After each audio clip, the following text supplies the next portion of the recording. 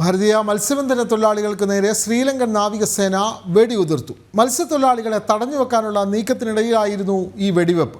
സംഭവത്തിൽ ശക്തമായ നടപടിയുമായി വിദേശകാര്യ മന്ത്രാലയം ശ്രീലങ്കൻ ആക്ടിംഗ് ഹൈക്കമ്മീഷനെ വിളിച്ചു വരുത്തി. വിവരങ്ങളുമായി ജിഷ്ണു കൃഷ്ണൻ ചേരുന്നു. ജിഷ്ണു, ശ്രീലങ്കൻ ഭാഗത്തു നിന്നുള്ള അതിക്രമം ഭാരതീയ മത്സ്യബന്ധന തൊഴിലാളികൾക്ക് നേരെയാണ് ശ്രീലങ്കൻ നാവികസേന വെടിയുതിർത്തിട്ടുള്ളത്. ഇത് മത്സ്യബന്ധനത്തിന് ഇടയാണോ ഈ സംഭവം?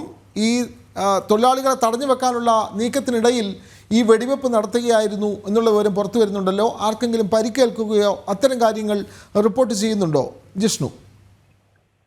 വിനോദ, അന്താരാഷ്ട്ര അതിർത്തി കടന്നു എന്ന് ആരോപിച്ചുകൊണ്ടാണ് ശ്രീലങ്കൻ നാവികസേന ഭാരതത്തിന്റെ മത്സ്യ തൊഴിലാളികൾക്ക് നേരെ വെടിയുതിർത്തിട്ടുള്ളത്. അതിൽ 2 തൊഴിലാളികൾക്ക് ഗുരുതരമായി പരിക്കേറ്റിട്ടുണ്ട്. അവർ ജാഫ്ന ടീച്ചേഴ്സ് ഹോസ്പിറ്റൽ ചികിത്സയിലാണ്. ഇന്ത്യൻ കോൺസുലേറ്റിലെ പ്രതിനിധികൾ അവിടെ ആശുപത്രിയിലെത്തി ഈ പരിക്കേറ്റ തൊഴിലാളികളെ സന്ദർശിച്ച സ്ഥിതിഗതികൾ വിലയിരുത്തി എന്നാണ് മനസ്സിലാക്കുന്നത്. സംഭവത്തിൽ ശക്തമായ പ്രതിഷേധം ഇതിനോടകം തന്നെ ഭാരതം അറിയിച്ചിട്ടുണ്ട്. ഡൽഹിയിൽ ശ്രീലങ്കയുടെ അഡീഷണൽ ഹൈക്കമ്മീഷണറെ വിളിച്ചു വരുത്തിക്കൊണ്ട് വിദേശകാര്യ മന്ത്രാലയത്തിലേക്ക് വിളിച്ചു വരുത്തിക്കൊണ്ടാണ് ശക്തമായ പ്രതിഷേധം അറിയിച്ചിട്ടുള്ളത്.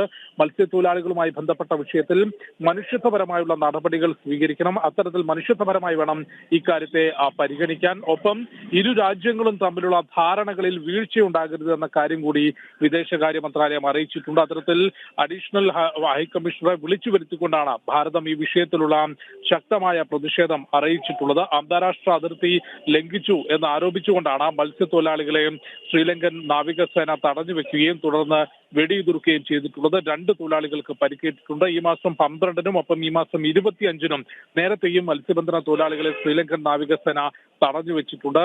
ശ്രീലങ്കയുമായി ബന്ധപ്പെട്ട സമുദ്ര അതിർത്തിയിൽ ഇത്തരത്തിൽ മീൻപിടുത്ത തൊഴിലാളികളെ തടഞ്ഞു വെക്കുന്ന സംഭവം തുടർച്ചയായി റിപ്പോർട്ട് ചെയ്യുകയാണ്. അതിന് ശാശ്വത പരിഹാരം ഉണ്ടാകണമെന്ന് ആവശ്യപ്പെട്ടുകൊണ്ട് കഴിഞ്ഞ വർഷം നവംബറിൽ വലിയ പ്രതിഷേധം പമ്പൻ പാലം ഉൾപ്പെടെ ഉപരോധിച്ചുകൊണ്ട് വലിയ രീതിയിലുള്ള പ്രതിഷേധം നടന്നിരുന്നു. അതിന് സമാനമായ ഒരു പ്രതിഷേധത്തിലേക്ക് കൂടി അവിടെ തൊഴിലാളികൾ കടക്കുന്നു എന്നാണ് മനസ്സിലാക്കുന്നത്. ഏതായാലും മത്സ്യബന്ധന തൊഴിലാളികൾ വെടിയുതിർത്ത സംഭവത്തിൽ ഇതിനോടകം വിദേശകാര്യ മന്ത്രാലയം ശക്തമായ പ്രതിഷേധം അറിയിച്ചിട്ടുണ്ട്. വിനോദ്.